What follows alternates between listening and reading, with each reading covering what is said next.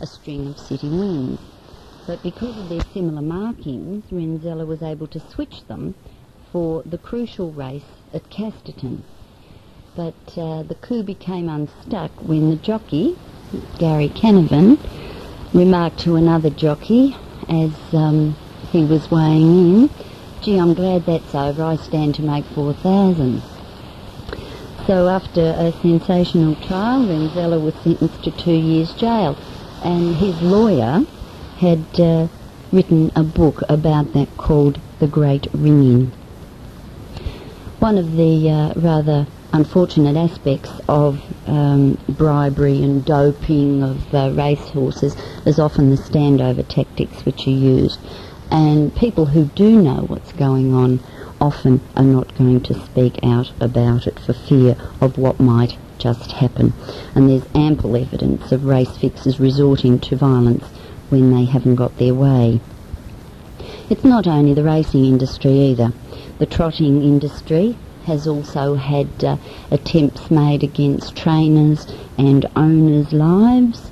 Horses have been stolen, horses have been found dead in their stalls.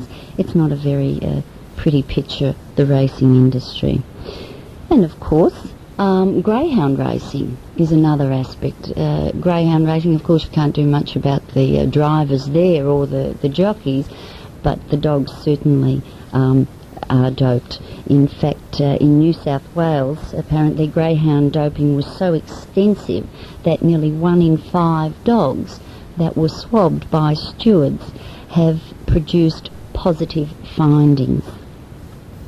In 1983, at the ANZUS conference, Douglas Marr, the counsel assisting the Costigan Royal Commission on Organised Crime, announced that 1 or 2 races are rigged every racing day somewhere in Australia.